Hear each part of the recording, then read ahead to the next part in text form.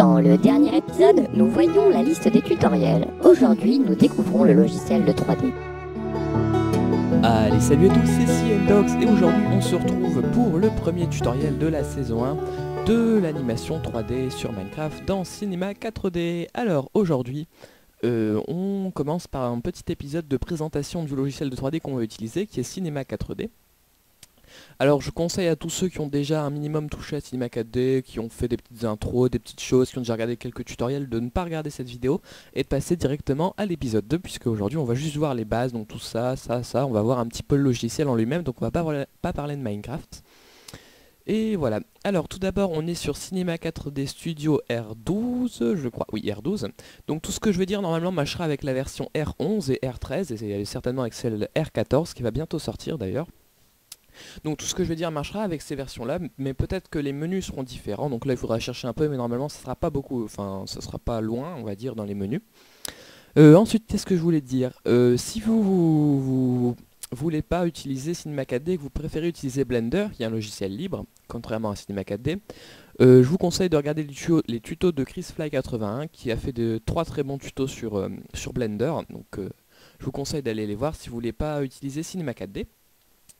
Et une dernière chose, si vous vous intéressez un peu plus à Cinema 4D en dehors de l'animation Minecraft, donc si vous voulez faire d'autres petits trucs, d'autres animations et tout, je vous conseille d'aller voir la chaîne de LFDLC qui sera dans la description, et qui est quelqu'un qui fait des très très bons tutos sur Cinema 4D, des tutos intéressants et qui est assez fort en Cinema 4D, donc je vous conseille d'aller le voir, un francophone, il n'y a pas de problème. Donc je vous conseille d'aller voir ça. Bref, voilà, ça c'était pour les petites chaînes à aller voir.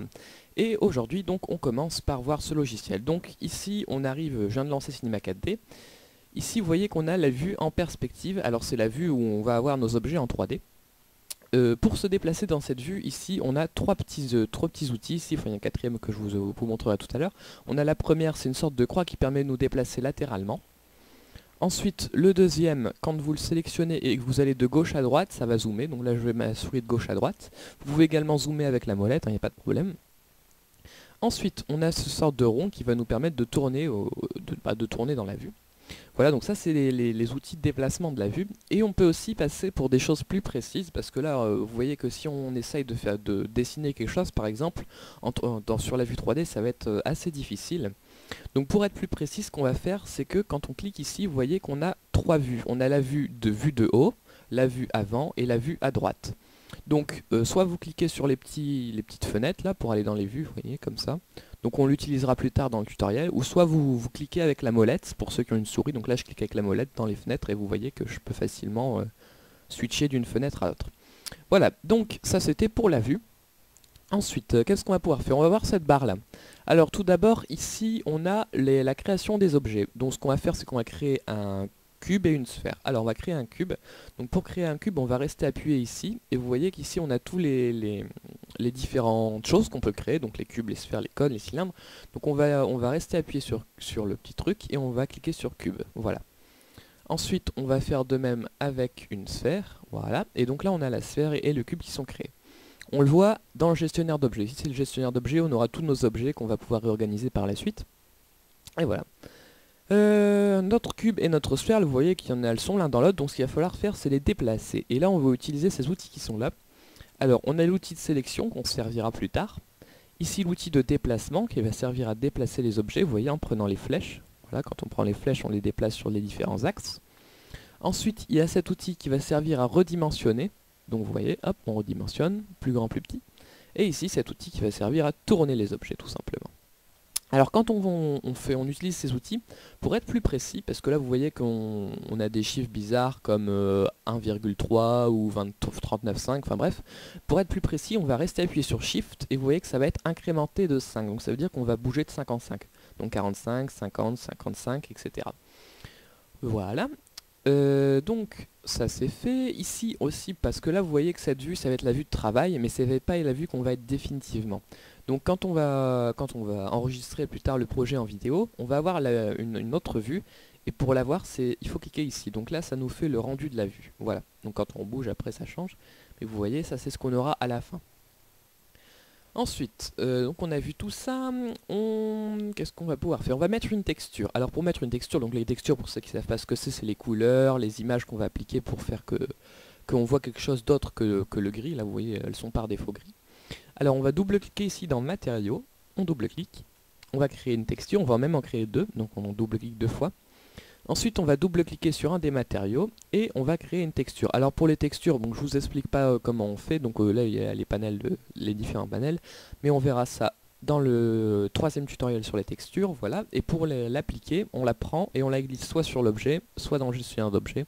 Donc je vais en faire une deuxième, hop, je vais la mettre verte comme ça. Bon, ça sera flashy, hein, mais bon. Donc soit on la glisse là, soit on la glisse directement ici sur le cube. Voilà, donc on a déjà ça, c'est déjà pas mal. Maintenant, ce qu'on va avoir besoin, c'est de modifier, par exemple, le cube ou la sphère, de modifier, vous voyez, les petites faces, de les bouger, de les changer, de les remodeler, enfin de les utiliser. Sauf que là, vous voyez que la sphère, il y a une petite icône de sphère, ça veut dire qu'on peut, elle sera toujours sphère, on ne peut pas la changer. Donc pour qu'on puisse la changer, on va cliquer ici sur autoriser les modifications, ou alors la touche shape, donc moi je vais faire le touche shape. Voilà, et vous voyez qu'en fait c'est plus icône de sphère, c'est une petite icône de polygone. Et maintenant ça veut dire qu'on va pouvoir bouger toutes les faces, les points et les lignes de la sphère. Donc je vais faire la même chose sur le cube, voilà, je le passe en mode éditable. Et maintenant on va pouvoir l'éditer.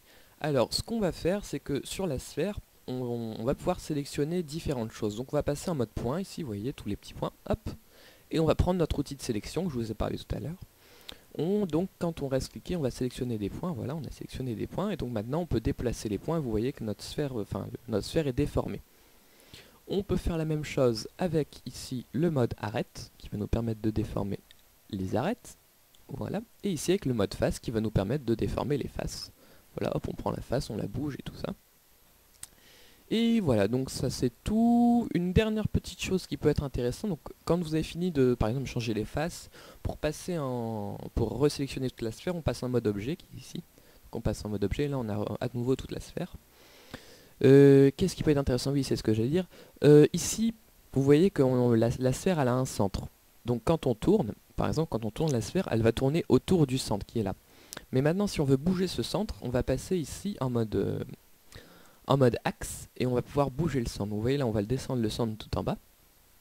On va repasser en mode objet et quand on va tourner la sphère, elle va plus tourner autour du centre au milieu mais autour du nouveau centre qu'on lui a mis, donc c'est-à-dire le centre qui est tout en bas.